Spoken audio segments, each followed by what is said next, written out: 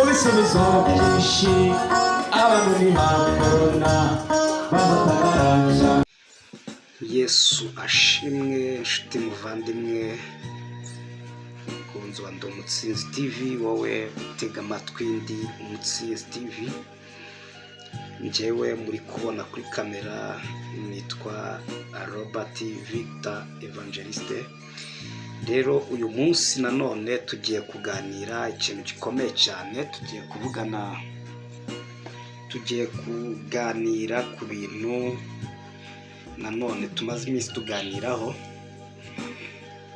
inyigisho yo gusenga. Ni topic ivuga ngo dore uko wasenga ugasubizwa vuba. Rero maze iminsi mbahereza inyigisho nyinshi zitandukanye zo gusenga. Tugeze kuri episode ya 8, ariko iyi ngiyi turiho ubu ngubu ni ya 9. Rero ubu nibwo buryo bwonyine wakoresha kugira ngo usubizwe mu masengesho yawe kandi ujye uhora unezerewe mu gusenga kwawe. Rero ikintu tugiye kurebaho aka kanya, tugiye kureba ku kintu kindi kimwe cy'uburyo wasengamo bikagenda neza. Hanyuma turifashisha igitabo cya Yakobo ibice 5 umurongo wa 17 turebe mu by'ukuri. Nyuma uraza gufashwa, ndabizi kandi ndabyizeye neza 100% ko uri ufashwe. Nyuma ntuze kwibagirwa gukanda like nubumva ufashijwe. Ikindi ushobora no gusangiza video abandi bantu. Ukurikire biragenda neza. Yakobo igice cya 5 umurongo wa 10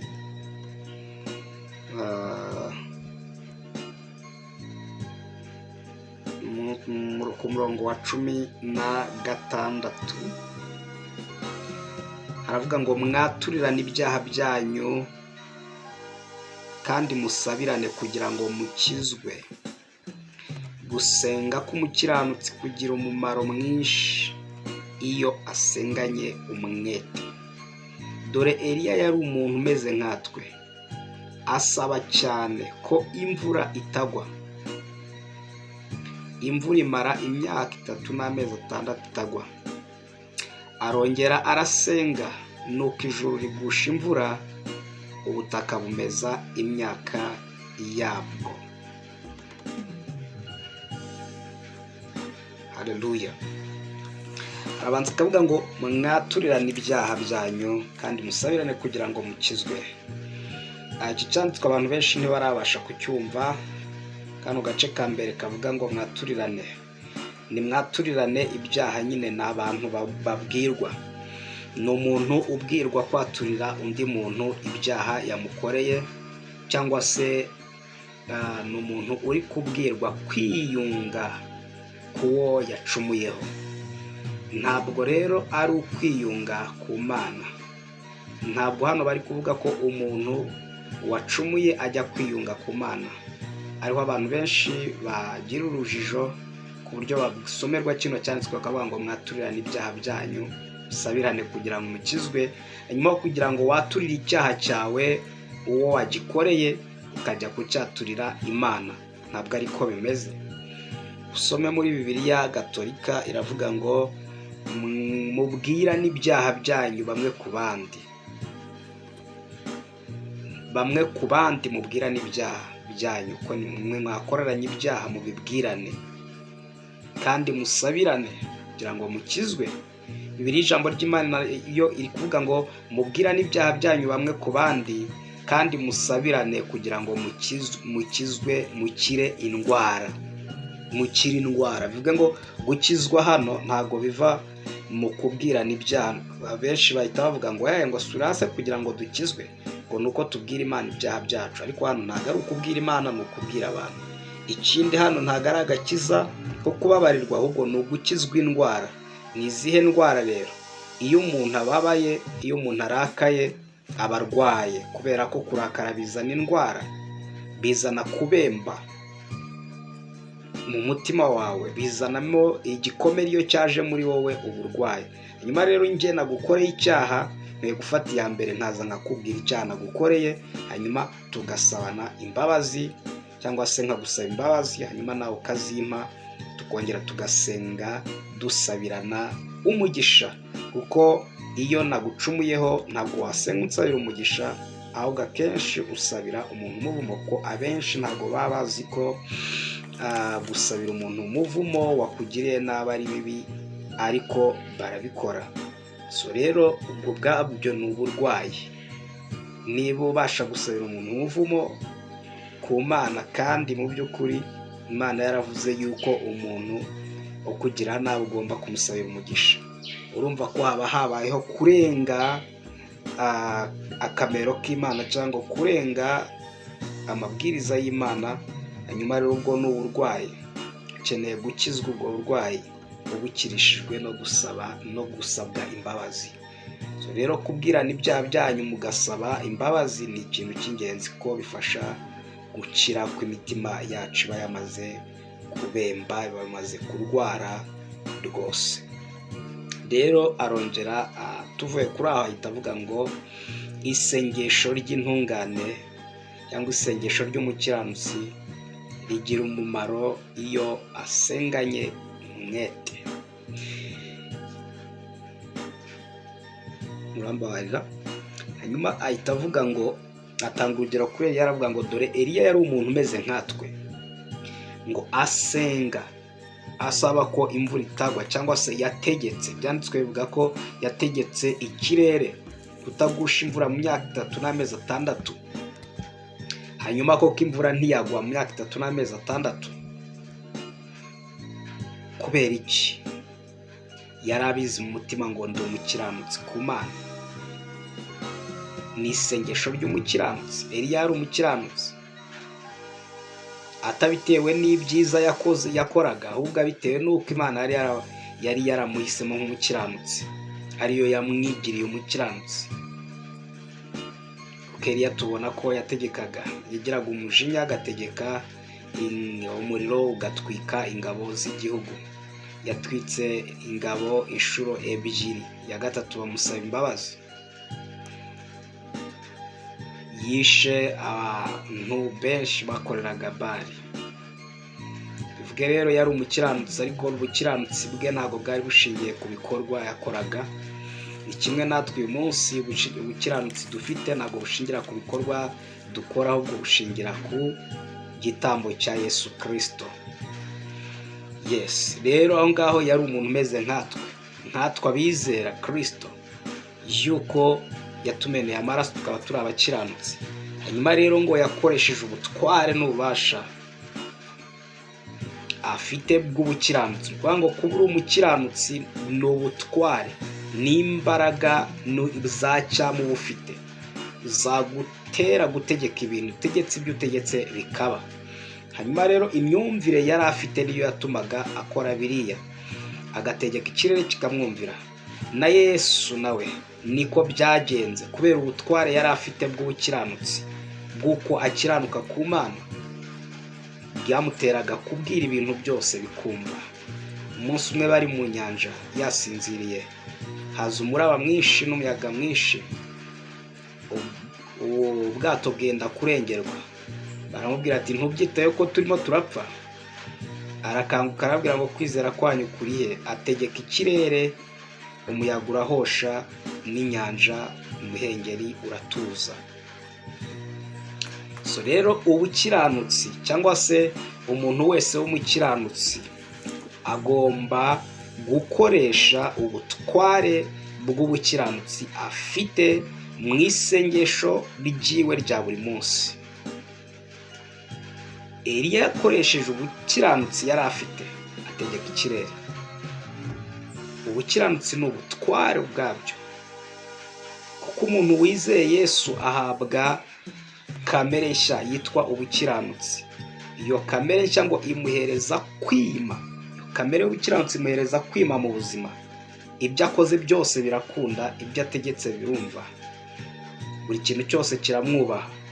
hanyuma rero niba izo ari imbaraga ubwazo, ubwo buzima bw'ubukiranutsi buguhesha kwima, ukaguhesha kuba umutware ku bintu byose, ugomba kuzikoresha mu masengesho yawe. Ngo isengesho ry'umukiranutsi rigira umumaro mwinshi. Mbere na mbere banza umenye ko uri umukiranutsi, hanyuma ukoresha imbaraga za gikiranutsi mu masengesho yawe.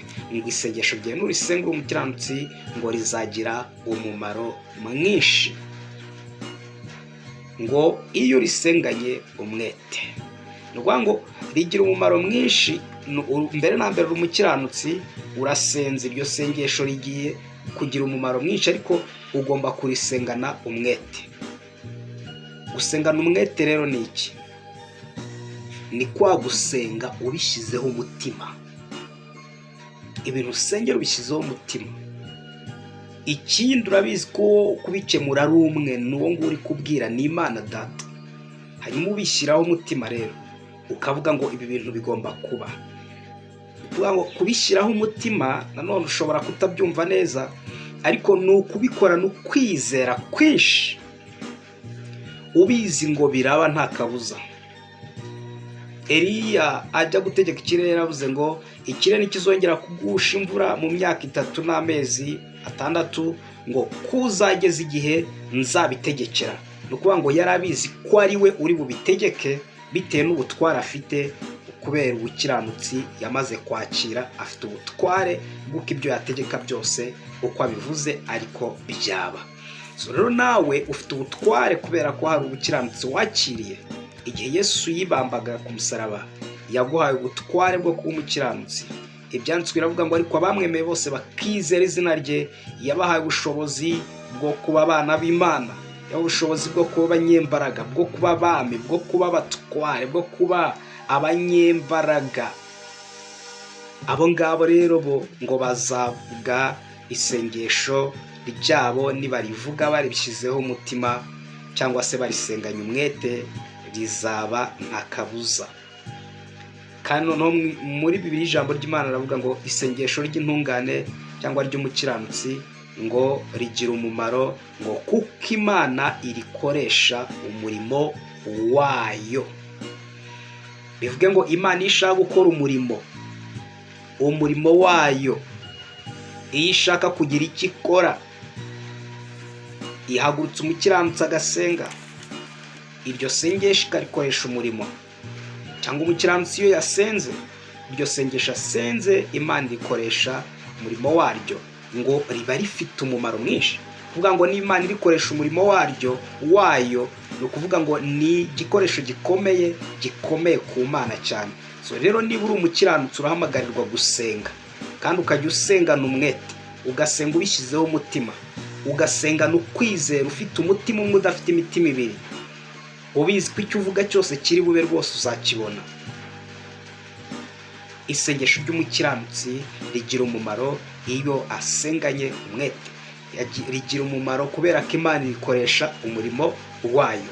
So rero reka Imana ikoreshe isengesho ryawe mu murimo wayo wo gukiza abantu, wo gukiza ibintu, wo kwirukana ibyateye, umurimo wo kuvanaho ibibangamiye abantu, umurimo wo gukungahaza abantu igihe bakennye. Ni ukuvuga ngo isengesho ryawe rero rifite umumaro ko Imana rikoresha umurimo waryo. Niba uri umukiranutsi urahamagarirwa gusenga, kandi ukajya usengana umwete, cyangwa ukajya usenga ubishyizeho umutima, ukajya usengana ukwizera. Nyuma ugomba gusenga ubishyizeho umutima, niwo mwete, kandi ukabikora unahozaho. Umukiranutsi agomba guhozaho mu isengesho, agomba guhora asenga.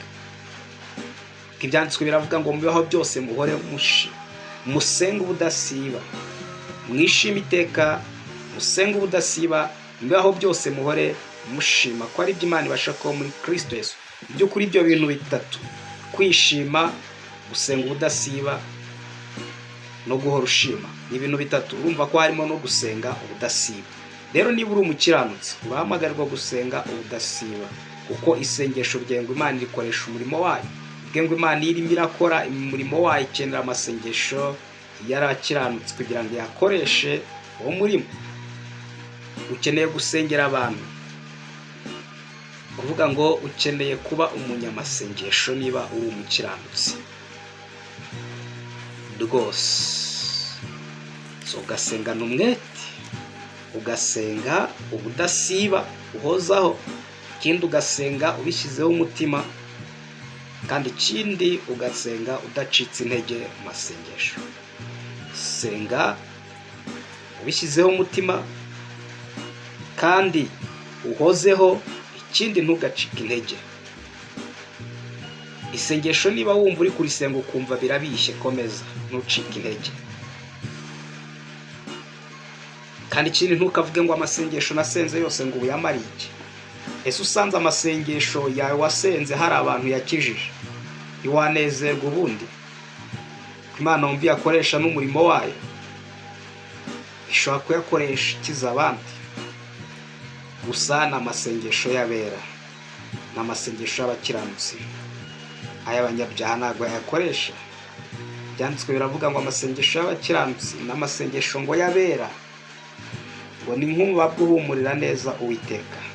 So rero amasengesho yawe arakenewe, ukajya yasengana umwete, ubishyizeho umutima kandi uhozaho. Ayo masengesho azazana impinduka. Eliya nawe yarasenze, ni ukurategeka ko ikirere kitavuga.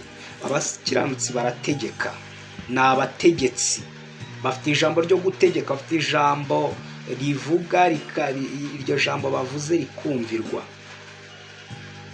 Nawe ujya utegeka, ujya uvuga bibe, jya usengana umwete, jya usengana ukwizera, jya usenga ubizi ko ibyo uvuze biri bube. Imana kandi ngo izajya ikoresha amasengesho yawe mu murimo wayo. Ushobora guhaguruka uvuga mu ndimi ugakiza abantu benshi. Ushobora gusenga ugasenga Imana igafata amasengesho ikavuga ko afitiye umumaro abantu benshi. So reka uba umumaro mu isengesho ufasha abantu benshi, nubwo kenshi abantu bavuga ngo twe turisengera, ariko ntabwo ukwiye gusenga ugamije we kwisengera gusa. Byanditswe biravuga ngo ujye uzirikana n'abandi, ntukizirikane wowe ubwawe, ujye uzirikana n'abandi. Nubwo Imana bukubeho rero, senga n'umwete niba uri umukiranutsi, senga uhozaho kandi niba uri umukiranutsi, senga udacika intege niba uri umukiranutsi, ukomeze usenge ubudasiba. Imana izajya ikoresha amasengesho yawe umurimo ku bandi cyangwa se ikiza abandi. Ugubwe neza, uhabwe umugisha mu izina rya Yesu, amen.